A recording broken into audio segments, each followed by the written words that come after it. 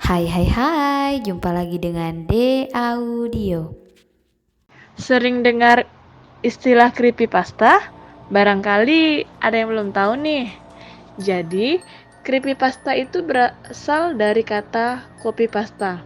Creepy artinya seram dan pasta artinya rasa.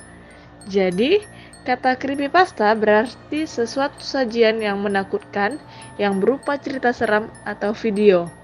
Namun sebutan ini lebih umum kita ketahui sebagai cerpen horor. Dalam beberapa cerita horor, tentu saja ada yang kisahnya yang diambil dari kisah nyata. Salah satunya adalah Russian Sleep Experiment. Dikutip dari Today Line, creepypasta ini bercerita tentang sebuah eksperimen yang dilakukan sekelompok peneliti berpaham komunis pada tahun 1940-an dengan objek para tahanan perang. Mereka ingin mengetahui dampak yang ditimbulkan apabila manusia tidak tidur selama berhari-hari dengan cara mengurung mereka di dalam sebuah kamar tahanan dengan suplai gas stimulan yang membuat mereka tak bisa tertidur. Akibat yang ditimbulkan ternyata sangat luar biasa mengerikan. Para tahanan dikurung di dalam sebuah ruangan tertutup. Dengan seksama, pernapasan mereka dimonitor agar gas tersebut tidak membunuh mereka karena dalam konsentrasi tinggi dan gas tersebut bersifat beracun.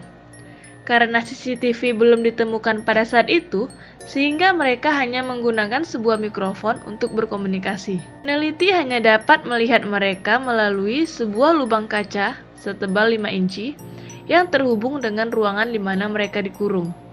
Ruangan kurungan itu dilengkapi dengan buku-buku, matras untuk tidur, keran air, toilet, dan beberapa makanan kaleng yang cukup untuk bertahan hidup selama 1 bulan. Cerita creepypasta Russian Sleep Experiment ini juga sepertinya terinspirasi dari eksperimen manusia Unit 731.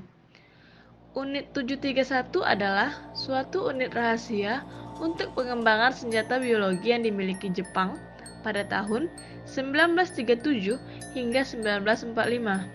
Unit ini melakukan eksperimen pembuatan senjata biologi dengan menginfeksi tawanan perang dengan pes, antraks, kolera, wabah demam berdarah, radang dingin, dan bahkan penyakit menular seksual. Walaupun sulit untuk mengetahui jumlah korban yang meninggal, tetapi diperkirakan sekitar 10.000 tawanan meninggal akibat eksperimen yang dilakukan Jepang ini. Para dokter yang bertugas di Unit 731 melakukan perbanyakan bakteri atau virus patogen pada organ tubuh manusia. Kemudian mereka menyebarkannya ke warga desa sekitar ketika telah didapatkan jumlah patogen yang mencukupi. Organ tubuh tersebut didapatkan dari hasil pembedahan tubuh tawanan.